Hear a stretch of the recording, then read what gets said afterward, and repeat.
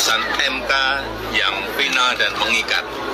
Ya, pemerintah menghormati keputusan MK yang final dan mengikat. Oh, ini ternyata hasil kerja selama ini, Pak. Ya, yang pokoknya kerja ya. Ya, hasil sekian tahun itu untuk kerja ya, begitulah ya kira-kira. Yang penting kerja. Ya, dengar. MK juga kerja. Ya, yang penting kalian udah diikat pokoknya ya, yang penting kalian itu kerja. Oh, begini jadinya Pak Jokowi ya, hasil keputusan MK yang final dan mengikat. Berarti selama ini benar kan, kerja itu kan, ini hasilnya kan, ya kan. Jadi kita ketinggalan, bro. Kita ketinggalan, bro. Apa yang dikatakan Bapak Jokowi, kerja katanya ya kan. Ya, ojo ke susu kalian ya. Ternyata dia yang kerja. Suruh nih orang-orang kerja. Dia kan bukan kerja ya kan. Yang penting orang ini diperintah kerja. Ya kan, kerja. Oh, kita hasilnya kita nggak tahu, bro. Ternyata begini hasilnya kerja. Keputusan MK sidang gugatan Pilpres aja udah gimana ya, katanya tadi final dan mengikat, udah diikat. Nah, makanya saya bilang gini, bro, perjuangan kasihan saya tuh yang ngelihat yang berjuang ya, bawa saksi itu ini ya, percuma orang KPU-nya aja bobo pokoknya ya. Yang penting kan udah digenggam, bro, ininya jawabannya. Ya bodoh amat, nggak usah saya ngedengerin kata Hasyim Asyari, ngedengerin kalian itu mau bawa saksi kayak apa, kayak bodoh amat, bodoh teing, pokoknya menang, pokoknya itu aja. Ya, besok mau 2 putaran juga percuma, bro, diadain ya. Kalau kata saya percuma.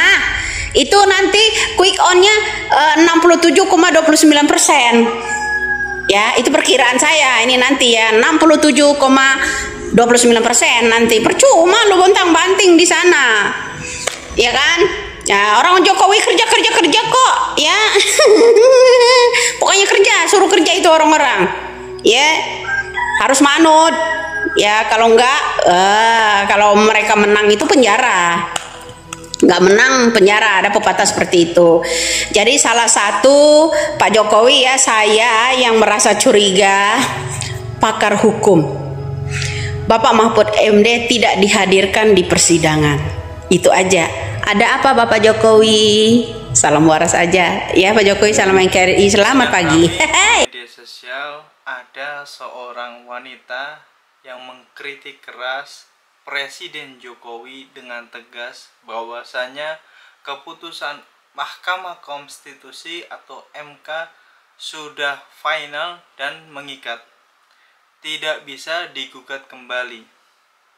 Namun beberapa hari tanggal 23 atau 24 PDIP menyatakan bahwa akan menggugat kembali ke PT UN demi menyelamatkan konstitusi dan demokrasi.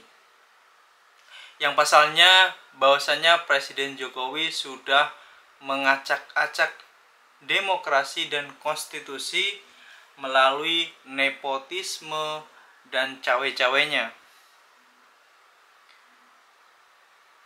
Ya, memang pernyataan dari ibu-ibu ini sangat-sangat kritis ya kepada Presiden Jokowi, bahwasanya rakyat disuruh kerja, justru rezim yang menikmati hasil dari kerja-kerja kita. Bahwasanya putusan dari Mahkamah Konstitusi ini sudah tidak bisa digugat kembali. Lagi-lagi para pendukung 01 dan 03 seolah-olah apa yang disampaikan oleh ibu-ibu ini percuma untuk turun ke jalan, bahwasanya hasilnya pasti sudah diketahui. Tidak menutup kemungkinan di Pilpres di tahun 2029 Prabowo juga akan menang di angka 67% apa yang disampaikan dari wanita ini. Ya memang kalau kita melihat bahwasanya kalau kejadian di tahun 2029 nanti itu seperti ini, adanya kucuran bansos, mendekati waktu pilpres, terus presiden lagi boleh memihak, karena yang dipihak jelas-jelas ada keluarga, bahkan anaknya sendiri yang mencalonkan menjadi cawapres, sangat jelas.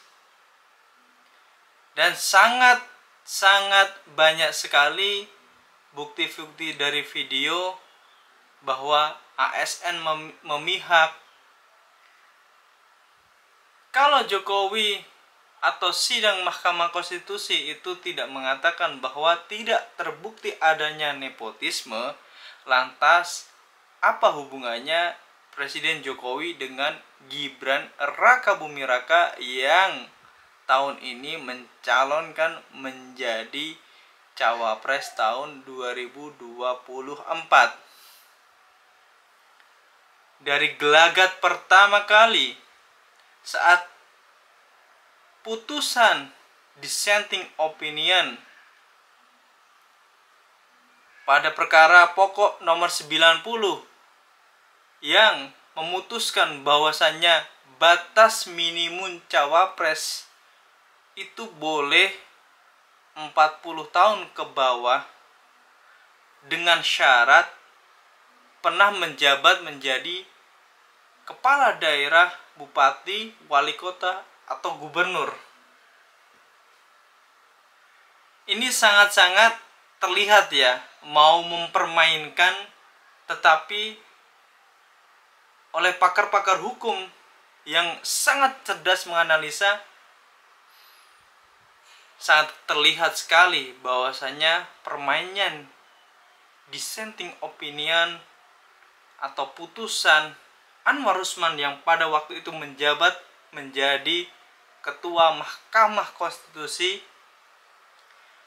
itu menguntungkan untuk Gibran Rakabuming Raka. Ya teruntuk Pak Jokowi yang tahun ini sedang masa-masa mengakhiri masa jabatannya menjadi presiden tahun 2024, maka dengan berbagai macam kasus-kasus seperti kasus ijazah palsu yang sebenarnya itu belum kelar persidangannya, bisa kemudian terlindungi oleh adanya Gibran Rakabuming Raka yang notabene jelas-jelas anak dari bapaknya sendiri, yaitu Presiden Jokowi. Pertanyaannya, apakah kekuatan hukum di tahun 2024 sampai masa jabatan Prabowo dan Gibran tahun 2029 nanti habis itu akan kuat?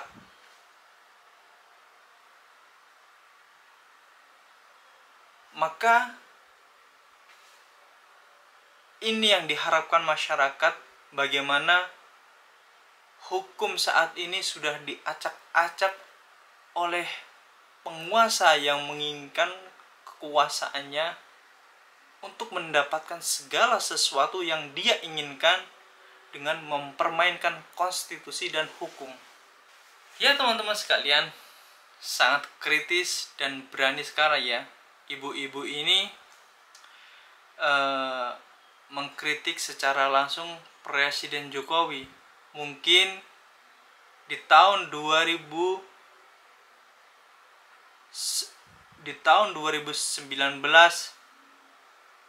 hingga saat ini Presiden Jokowi, ibu ini mungkin mendukung Presiden Jokowi karena mungkin melihat kebaikan dan lain sebagainya. Tetapi hingga saat ini banyak masyarakat yang mengalami angka kemiskinan makin tinggi akibat lapangan kerja yang dijanjikan oleh Presiden Jokowi belum direalisasikan. Janji-janji Presiden Jokowi yang banyak yang belum direalisasikan.